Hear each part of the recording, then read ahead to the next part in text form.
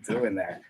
So we're back here at G&T going to the 4 o'clock games, primetime game, Monday Night Football. Scott had to step away for a second, so unfortunately our host couldn't finish the set, but we got pretty far with him, so we're going to carry the rest of this show here like we normally do.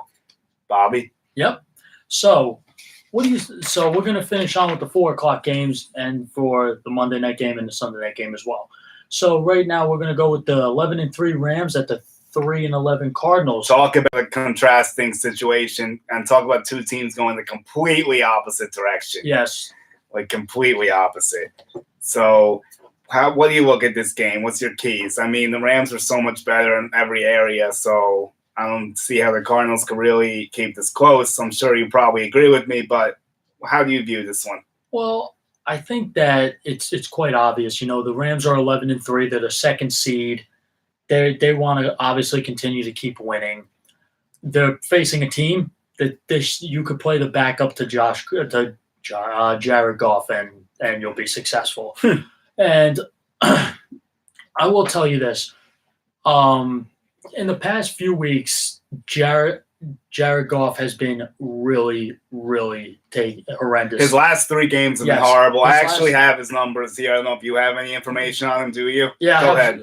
So I think we have the same numbers in the past. Probably, yeah. From weeks 13 to 15, his completion percentage is 55.4. That's lower than Lamar Jackson's, by the way.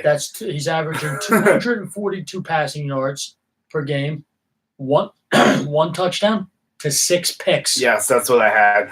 I was going to highlight the last 3 also, but you did a great job with that. So here's the one thing I would look for. Can Jared Goff get it going again with Robert Woods and Brandon Cooks? He's going to have to get them involved, get himself together, even Josh Reynolds in the slot because Cooper Kupp's out, obviously. But the one thing is, all fantasy owners, including me, have their heart in their chest right now beating hard. Is Todd Gurley playing? What's up with my man Todd Gurley? And if he doesn't play, is C.J. Anderson really going to be the starter? Well, there's some speculation that Todd Gurley is not going to play. He's going to test it pregame. He's a game-time decision. So fantasy owners, if you're in a championship game, you got to hold your breath and hope he plays. So I don't know, man. I'm freaking out. I need you to help me, man. What do I do? It's going to be tough. But how do I replace that production if he doesn't play? So here's what they did. They signed C.J. Anderson just as some insurance. And listen, C.J. Anderson, you know, he was on the Panthers. He and the Raiders for a week. But this guy isn't what he used to be. Not at all. But they're going to rely if Todd Gurley can't go, they're going to rely heavily on Jared Goff to win this game. And obviously in the past 3 weeks, you've seen how horrible he's been. But this is a game where I think he could bounce back. I think he's showing. I would expect him to. And it's going to start with the defense of the Rams getting back on track. And Aaron Donald, ready for this stat, Jules? Go ahead. Aaron Donald has accounted for 48.5% of the Rams' 34 team sacks this season. Wow. This is the highest sack share by a single player since J.J. Watt in 2014 and is tied for 7th highest rate in NFL history. So this guy is making history every time he steps on the field. The one thing about the Cardinals is you got to feel bad for a certain somebody, Larry Fitzgerald. Yeah, I was about to get to him too. He's on pace for 737 receiving yards. A career low, right? Which is a career low in his 15-year career. And I will tell you this right now. I'm just going to keep it short and sweet. Rosen is horrendous. He's not good. He's shown some flashes, but I don't think he's the answer. I think that the Rams are going to get a win easily. I think by halftime they're going to be up by 3 or 4 touchdowns, in my opinion. But I do see that. Julian, in a way, I think that Larry Fitzgerald will get a score. So I'm going to go with Rams. The only question to me in this game is, do the Rams cover this massive spread? 15.5 is being looked at right now. 15-point spread? It's huge, especially for football games. But if Gurley doesn't play, that number goes down. Honestly, that's a tough game for me. I would take Rams if I had to, but it's just tough to lay that many points in any situation, no matter how bad the two teams are.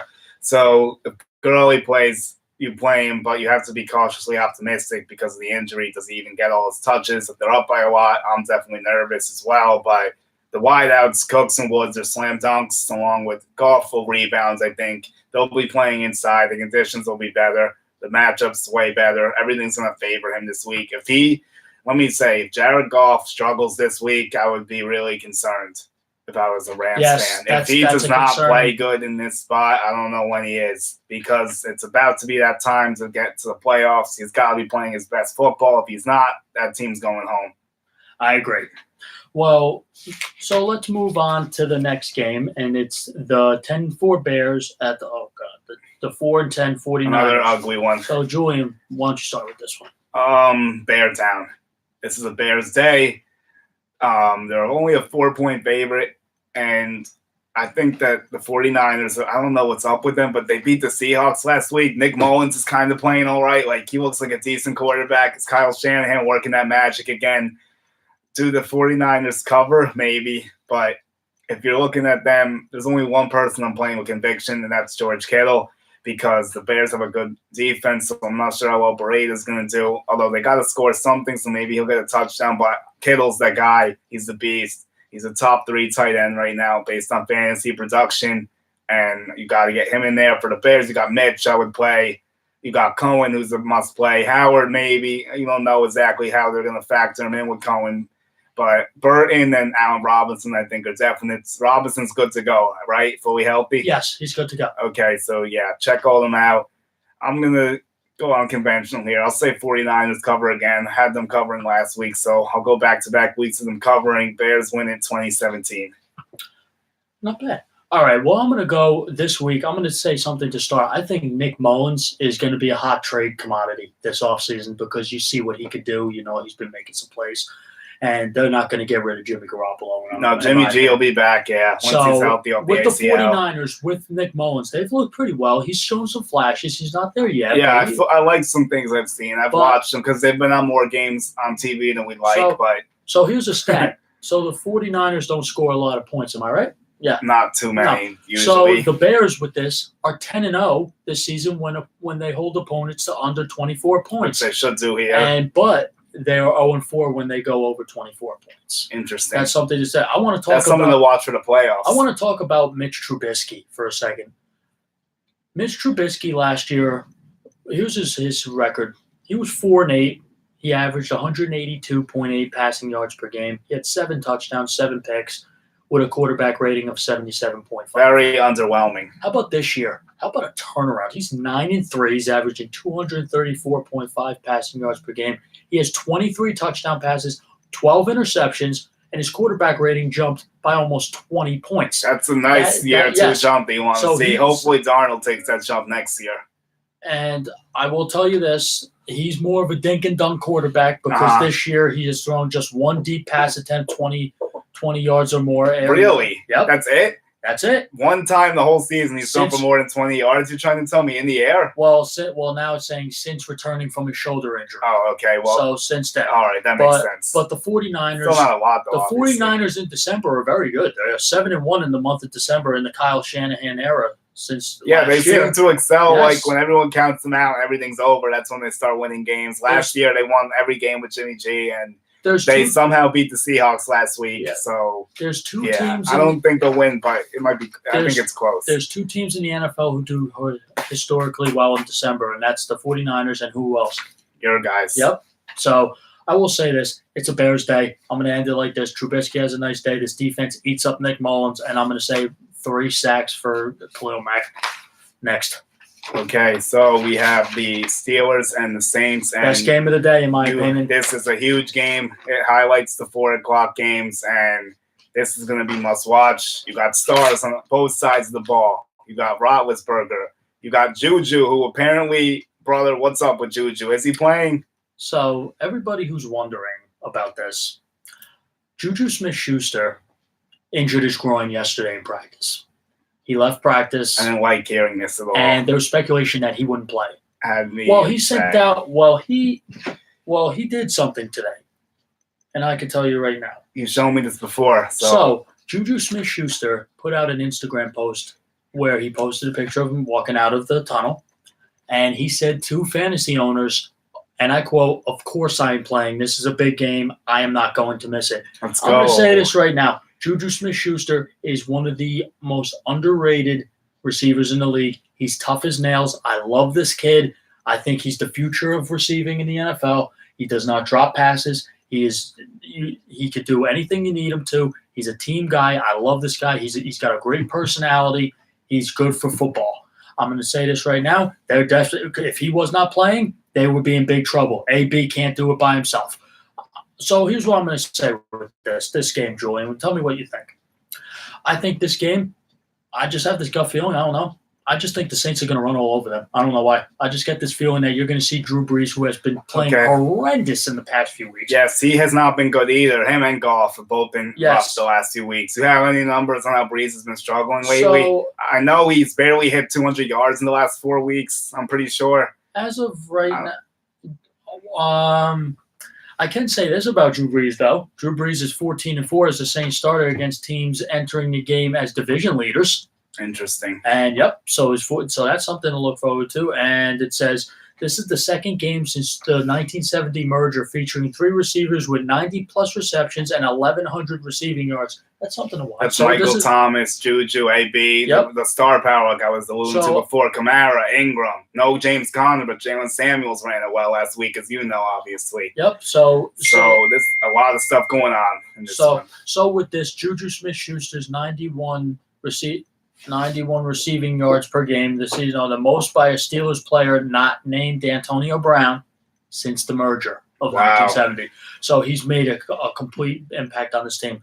So real quick, I'm going to get into it with the quarterback comparisons. This year, Ben Roethlisberger is averaging 318.7 passing yards per game. He has 30 touchdowns, 15 picks. He's always been a big interception guy with a 96.4 passer rating. With Drew Brees this year, he's not really passing for a lot of yards.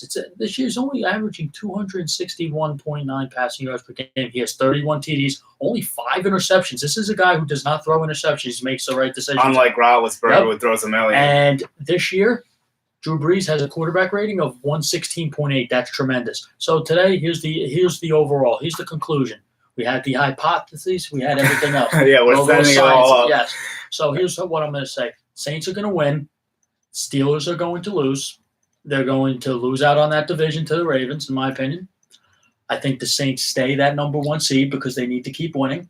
They stay that number 1 seed, and the road to the Super Bowl goes through that dome. Like I said last week, I just don't see it happening. I see Drew Brees bouncing back against a defense like this. Yeah. So here's where I'm gonna go a little bit off the wagon here. It's Bobby and Scott had their shocking upsets before. Bobby picked the Lions over the Vikings, and Scott picked the Bucks over the Cowboys. So I am going with Steeler Nation to get the upset in the Big Easy. The Steelers are going to go into New Orleans and win that game, and the Saints will be sent reeling. I'll tell you this. You want to put a little wager on this? If you give me the 6.5, I may very well be tempted to do that. I'll give you 4. That's a little low. 5. Well, I don't know if we should be doing this here, but we'll see what happens. Maybe we can make an agreement after we end the show. But so I think Steelers win, Steelers cover. I think that offense is going to get it going. I think that Ben Roethlisberger will outduel Drew Brees in the Dome. Yes. Wow. That is my bold prediction, hot take for this week. You told me before the show I would be shocked, and I am shocked. Wow. Okay. All right. We'll see what happens. Well, so we're going to that Sunday game. The Sunday game's pretty good, don't you think? Yes, this is another interesting game. I think these are the 2 best games of the week. Yes, so we got the 11-3 Chiefs against the 8-6 Seahawks. So, Jules, you want to start? Yeah, I do. So I think Chiefs will get this done. It's going to be a hard-fought victory. They're in a 2.5-point favorite. That spread's perfect. I think Chiefs get this dub. I'm going to say this is a 28-24 type thing, like maybe even 27-24 type thing. I think it's that close. I think that Patty Mahomes will lead the charge late. Mahomes and Williams. Williams against the Seahawks in Seattle, I'm not sure, but Mahomes, Kelsey, Hill, the big 3. Obviously, you play them no matter what. Seahawks, I got 4 guys: Wilson, Lockett, Carson, and Baldwin. I think it's going to be back and forth battle. This is a big game. The Seahawks want to clinch. The Chiefs want to try to get that first round bye. So no one's resting here. You're getting a full effort from these teams for 60 minutes, and I think the Chiefs will prevail. Well, I think the Chiefs are going to score a lot of points. I think that, that 12th man, and you ready for this? I got another one. I'm going with the Seahawks on this one. Okay. So I'm going to tell you why I'm going with the Seahawks. First of all, I'm going with the Seahawks because I think that Russell Wilson is going to give that defense of the Chiefs a lot of trouble.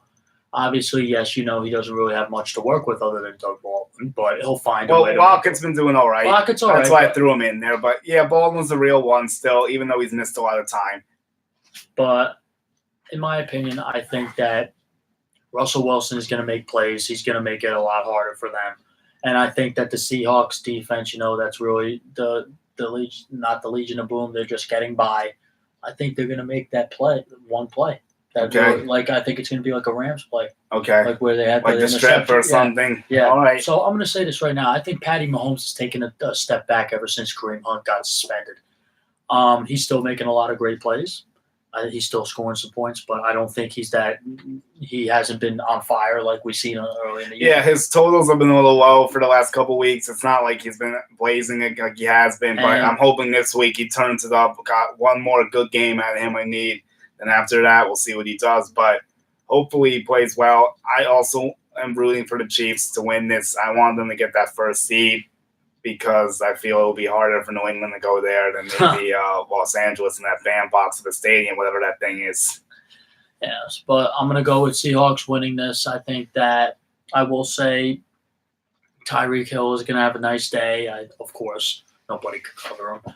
I think that, but I do think Pete Carroll, who in my opinion, I think deserves Coach of the Year because this is his best coaching job. I agree with that, too. We talked about John Harbaugh before. Yeah. Two veteran coaches doing their best coaching job. Carroll has done a great job this year. Seahawks cast of talent was all taken away, basically, the defense. Who do you really know besides Bobby Wagner and the Griffin brothers? Yep. And then the offense he's made do with, like, a marginal running backs. I guess Chris Carson's probably a little better than marginal, but no one really jumps out the page you in that offense besides Russell Wilson, like you said before, and they just find a way to win games. Yes, they do. So I have to commend that job. Especially when they're home. Yeah, the home is definitely why I'm nervous about the Chiefs, because the Seahawks, it's Hawks chalk at home. They cover basically all the time, so it's definitely nervous to go against them. So we'll both differ from this. I'm going to go with Seahawks. You go with Chiefs. So now we have a less exciting option, and this should be on the Stew segment, and it's really sad that it's actually the Monday night game for Week 16. We have the Broncos, who we already said are firing Vance Joseph at the end of the year. Then they're traveling to the black hole to play the Raiders. The Raiders. So Broncos 6-8, Raiders about 4-10, 3-11, something. They're 3-11. 3-11. There we go. Yeah. So in this one, I got 3 guys on each team, maybe 2 for the Raiders. Broncos. Heuerman, maybe, but I'm not so high. Lindsey's the one guy you should put in there above everyone for the Broncos. He's a Pro Bowler. He's been playing great. The Raiders can't really stop the run or do anything well on defense, so I expect Lindsey to have a good day. Also, Sutton could have a good day. He is the top guy now, so I would say Sutton and Lindsey are the 2 guys to play. For Oakland, you got Jared Cook. He's been trucking along all year. Jordy Nelson's more of a shot in the dark at this point, and the running backs, so Martin and Rashad, just leave him home. You're in a championship. You don't want those bums playing. No. All right, so this game, I'm going to keep it short and sweet for you, Jules, with this one. This game is so horrendous, I might just check back and forth between this and Monday Night Raw. I'm just hoping that I don't want anyone in this game. I hope all my games are set, so I don't have to watch this game. I don't want to see this game. I have no interest in this game. It's a snooze fest. It belongs in the snooze segment, and it's sad that it's going to be the Monday night game that everyone's going to be subjected to watch. So the Broncos are a 3-point favorite. Who do we think wins this slop, this horrible mess? I'm going to go with the Raiders on this one. I think the Raiders get the win. I think, you know what? You think the Broncos are quit on Vance Joseph? Yeah. They packed it in for next year. I think they packed it in on him. I think that they that with all this, they're golfing. They're looking at the offseason. Yep, they're starting to deteriorate. They're going to think about a draft pick right now. I don't think. And the Raiders, you know what?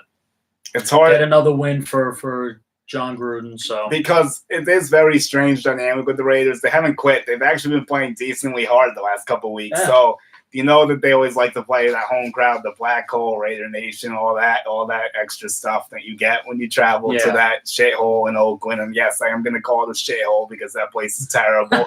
Probably the worst arena in sports, honestly, because it's that bad. And they play baseball there too. It's just pathetic, honestly. So I'm actually going to agree with Bobby. This is a Raiders day, I think. Yeah. I think the Broncos have folded for Vance Joseph. I think they're golfing, like we said before. And I think the Raiders get the upset win. The Raiders. So there's a couple questions we had that I'll address. Robbie Critty asked about Jeff Fisher resurfacing on the head coaching jobs, and he just gave us a good platform to go off, basically. So Jeff Fisher should not get hired for anything. You saw how horrible he was with Jared Goff. The games passed him by. The last time he had a good team was with the Titans, and he almost won a Super Bowl, but that was almost 20 years ago. So the Jeff Fisher's the dinosaur. He has no idea how to work with young quarterbacks. No. Jeff Fisher belongs far away from any team. I'm going to agree with you. I think that Jeff Fisher is the pure definition of mediocrity. You look up 7-9, 8-8 every year. That's what you get with him. Listen, the guy is not a good coach. Yes, he does not know how to work with young quarterbacks. I think that the Rams firing him was the best thing. Was best for him. That was the best move they ever made. And obviously, I think that if he ever comes back to coaching, it should be like an assistant. And if he ever got an opportunity, he should never be a coach again. He sucks. Okay, he sucks. I like I said, yeah, you're right. The last time that he had a good season was with McNair. Yeah, Aaron McNair. R.I.P. Aaron McNair. Yep, R.I.P. So like we said, honestly, that question, Robbie, it's a good question to ask. But I'm going to say it right here, Julian. I think you agree with me. Is he ever going to get another coaching job? Hell no. It's funny that we bring up that with Todd Bowles being resurfaced. I guess you can't count on anyone, honestly. Nope. Like, everyone's always an option, I guess. Will Bill Cowher ever come back? Probably not. We never thought John Gruden would, but he did. So you never know where they could come from. But Jeff Fisher is getting the hard no from me and Bobby. Absolutely. So I think that's all we have time for this edition. I'm Julian Gallardi. I'm Bobby Thompson. And we'll see you next week. Yes, we will.